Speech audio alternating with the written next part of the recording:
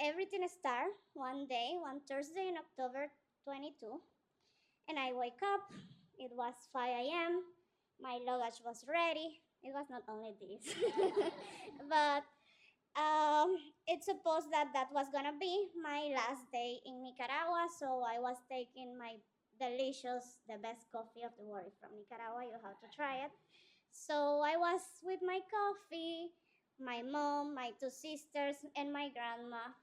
And it was 5 a.m., but they wake up because I was leaving. And in that moment was my grandma who came to me and started to tell me, hija, mereces lo mejor, te tenés que ir, todo va a estar bien, vas a lograrlo. So in that moment, it was like a stop. I can feel right now. I am going as a future tourist. I am not going as a future refugee. I cannot break myself right now and feel. I have to cross borders. So let's make this fast, easier. We are not gonna say goodbye. This has to be a see you soon. We went to the bus station because I had to take a bus and go into Costa Rica. And in the bus station, I took the bus. I was like, okay, bye, mom, bye, sister. And well, the bus station was crowded, and in the window, I remember that I looked my two sisters and my mom saying me bye. And well, I remember that image in my mind almost all my days. But in that moment, I realized that one of my biggest fear in life is these questions. When am I gonna see them again? When I'm gonna drink coffee with them? When is the date? But after that, I thought that that was the difficult part, and that I was doing a checklist. It's supposed that I'm going to the border. Everything right now has to be easier. So when I was in the border, I went to the bathroom. I was shaking like right now.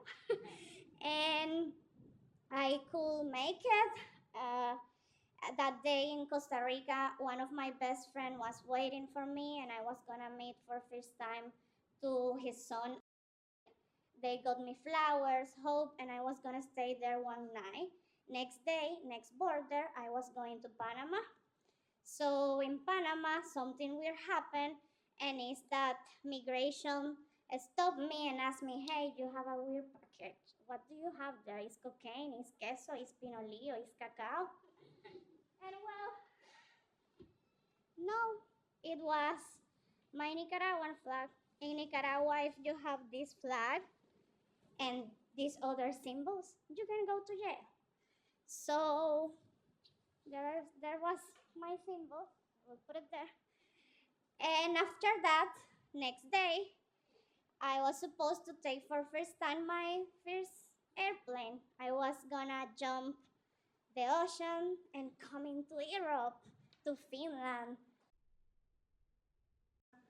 But before that, my menstruation, my amiga, as I started to feel more pain than anything, and I was like, hey, it's not fucking time, you have to do it. So I went to Turkey. In Turkey, I was gonna spend one night. By the way, I searched how do you change your path in an airplane because I didn't know how. So after that, I was in Turkey. My cousins were waiting for me. I am coming from a tropical country, of course, that I was not ready for Finnish weather.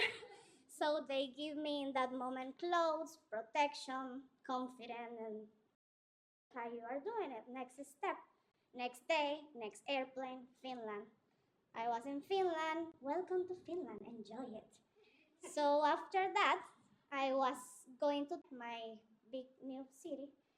And next day, well, that day I was too tired. I just fall asleep. I was dreaming that I was in my Nicaraguan bed, sweating with the fan, the noise. And suddenly I wake up. What's next? Now what? Now you have to go to the police and ask for asylum. So I went to the police and again started shaking because it was the first time that I was talking with a police in a different way. The police, it's different that the system that we have in Nicaragua. So of course that I was scared. And well, I think that Finnish police is better, but I don't know. It's police. I don't trust. I don't know. So in that moment, I trusted, and they asked me, "So you need protection? And you're gonna be relocated in a reception center?" Next day, I was in the reception center, and my life started again. So in the reception center, the first 3 months I was so fucking depressed. I was just remembering the words of my grandma giving me like, hey, you have to do it. You have to do it. You have to wake up. You have to start continuing with your life. You have to integrate. What is being a good refugee? What I have to do? What are the next steps? So I started talking with myself and telling me, hey, you're gonna do it. You are your biggest project. You are doing it great. I started being like a homework, like daily, like keeping there.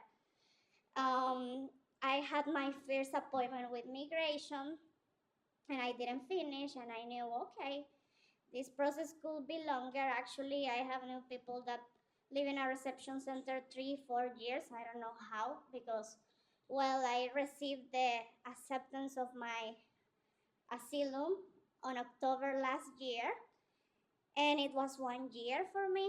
And well, what happened after that? Other start point. So I suppose it was gonna be easier always. Always has to be easier the future. But what comes next? So what comes next was start the integration program, start to find new connections, start to know more about the Finnish culture. I discovered this word, sisu.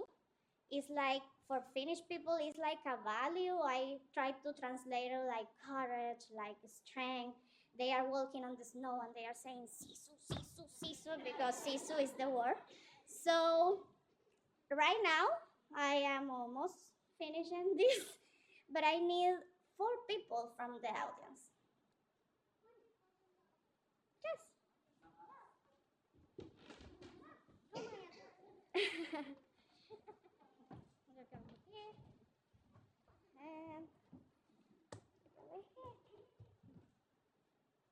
And I need you help me with my flag. Maybe you're not gonna forget Nicaragua. So you can hold this. So I want to finish this saying that Nicaragua is always gonna be my home, but now I am part also of this society. I need to get integrated.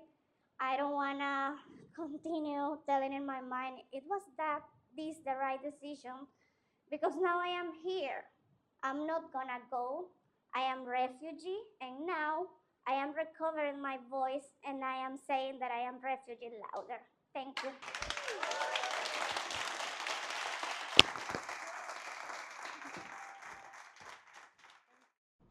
Hear my story, use your vote.